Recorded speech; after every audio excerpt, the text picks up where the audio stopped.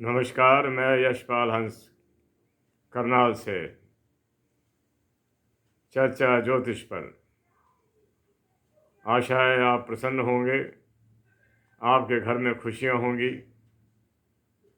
वातावरण शांत होगा, धन की कमी नहीं होगी और वातावरण में खुशहाली और सुख होगा। और मैं माँ सरस्वती से प्रार्थना करता हूँ कि आपको वो सब कुछ दे जिसकी आपको वास्तव में आवश्यकता है। आज हम बुद्ध पर चर्चा करते हैं। बुद्ध पर चर्चा तो मैंने करी, लेकिन उतनी नहीं कर सका जितनी के बुद्ध योग्य हैं। बुद्ध कोई साधारण ग्रह नहीं है। बुद्ध साधारण ग्रह नहीं है। बुद्ध आदमी को लेक्चरार, बड़े बड़े जो आईएएस, आईपीएस, ऐसे लोग जो बनते हैं उनकी कुंडली के अंदर बुद्ध प्रबल स्थिति के अंदर होता है। आज मैं कोशिश करूंगा कि वीडियो बहुत लंबा भी ना हो, बहुत छोटा भी ना रहे, लेकिन आपको बुद्ध की पूरी समझ आ जाए, आप अपनी कुंडली के अंदर बुद्ध की स्थिति देख सकें।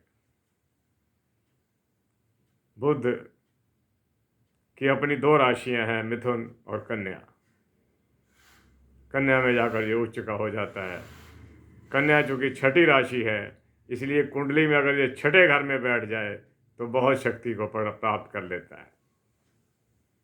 मेरे प्यारे बंधुओं, मैं आपको बताना चाहता हूं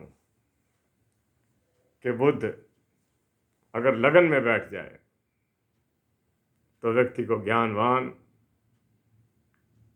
विनोदी स्वभाव का, खुश रहने वाला, दूसरों को खुश रखने वाला और अपनी आयु से कुछ वर्ष छोटा दिखने वाला स्मार्ट मैन होता है, सुंदर व्यक्ति होता है। क्योंकि बुद्ध स्वयं एक सुंदर ग्रह है और ये राजकुमार की पदवी को प्राप्त किए हुए है। प्यारे बंधुओं, जिस व्यक्ति का बुद्ध दूसरे भाव के अंदर, जिनकी दूसरे घर के अंदर, अपने किसी मित्र क्षेत्र के अंदर हो, चंद्रमा के घर में, शुक्र के घर में, बृहस्पति तो मित्र नहीं है लेकिन सम है, उसके घर में, वो व्यक्ति बहुत अच्छी तरह से अपनी बात को दूसरों को समझाने के योग्य होगा। He can be a very good teacher, orator, etcetera etcetera. वो प्रोफेसर और लेक्चरर भी होता है। मेरे प्यारे बंधुओं, अगर बुद्ध तीसरे घर में चला जाए, तीसरे घर में ये व्यक्ति को अच्छा सामान, यानी कि अगर वो शॉपिंग करने भी गया है तो जो बेस्ट आइटम इन दी मार्केट होंगी वो उनको लेगा, सुंदर चीज़ों को लेगा, और वहाँ उस क्षेत्र के अंदर वो प्रबल है। तीसरे घर में हो व्यक्ति को पुरुषार्थी बनाता है, अच्छा होगा। आप अपनी कुंडली में देखिए, अगर तीसरे घर में है तो आप एक अच्छे इंसान होंगे। तीसरा घर पुरुषार्थ का है, आप अच्छे पुरुषार्थ करेंगे। ऐसा कोई पुरुषार्थ नहीं करेंगे जो समाज में आपको विघटन की ओर ले जाए। चतुर्थ भाव, चतुर्थ भाव का बुद्ध व्यक्ति को जनता के अंदर प्रिय बनाता है, अपने दोस्तों में, मित्रों में, अपने आसपास के लोगों में, उनको प्रिय बनाता है, प्यारा बनता है वो वहाँ का। ऐसे लोग वहाँ पर सरपंच आदि भी बन जाते हैं। ये इसकी विशेषता है।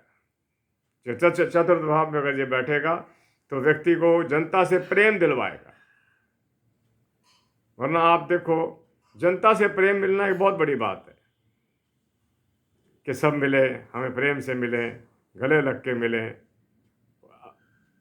पिछली अगली बातों को याद करते हुए माहौल को अच्छा बनाए। अगर महाराज बुद्ध पांचवें घर में बैठा हो और मित्र क्षेत्र के अंदर हो, व्यक्ति महान विद्वान होगा। उसकी शिक्षा दीक्षा बहुत अच्छी होगी, संतानें बहुत अच्छी होंगी। पांचवा घर केंद्र है, ये पहला त्रिकोण है ये।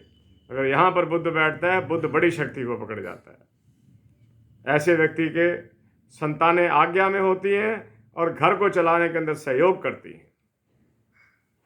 आगे चलता हूँ।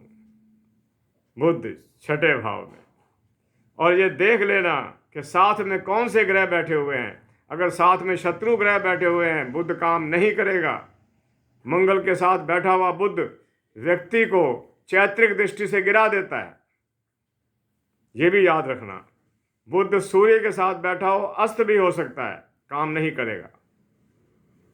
लेकिन अगर बुध अकेला या शुक्र के साथ या बृहस्पति के साथ या उन ग्रहों के साथ जहाँ इसकी मित्रता है, चाहे चंद्रमा आदि के साथ भी लगा सकते हैं आप, क्योंकि ये सम स्वभाव के हैं। व्यक्ति छठे घर में अगर बुध बैठ जाए, बहुत अच्छा। ऐसा व्यक्ति बहुत सारी सामाजिक समस्याओं के दायरे में से निकल जाता है, आज़ाद हो जाता है, खुश रहता है। सातवें घर का बुध व्यक्ति की शादी में भले ही कुछ देर करे, लेकिन पत्नी अच्छी आएगी, पढ़ी लिखी आएगी और परिवार को ऊंचा उठाएगी। मेरे प्यारे सज्जनों, आठवें घर का बुध ही है जो आठवें घर में बैठकर भी नुकसान नहीं करता। फिर भी आप पन्ना धारण कर लेना।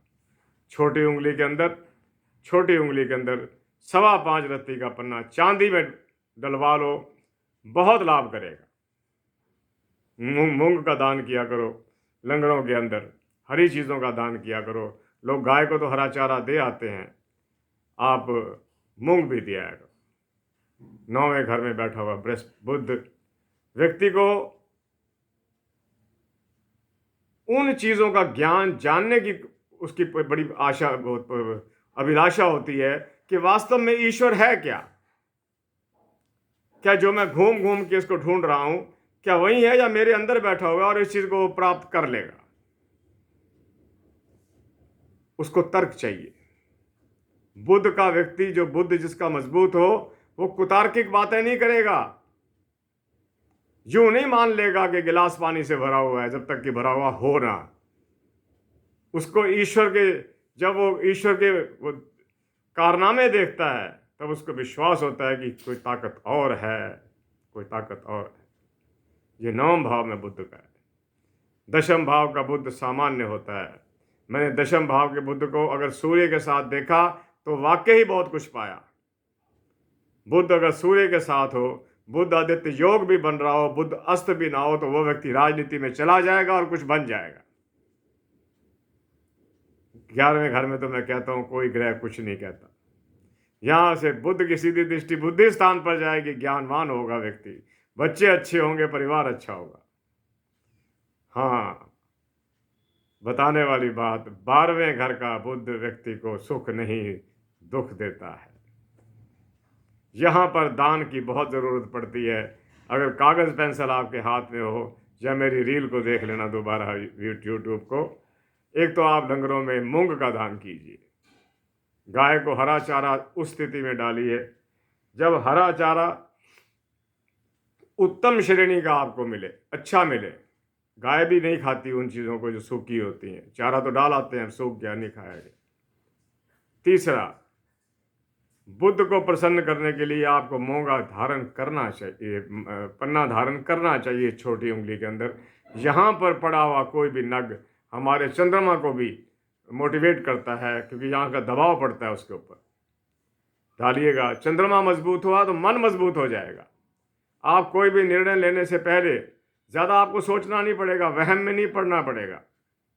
आप बहुत अच्छी तरह से अपना फैसला ले सकते हैं। बुद्ध है ही फैसलों का मालिक। जिनके बुद्ध अच्छे हैं वो ऊंचे पदों पर बैठे हैं, अपने भी ठीक फैसले लेते हैं, दूसरों के भी ठीक फैसले देते हैं।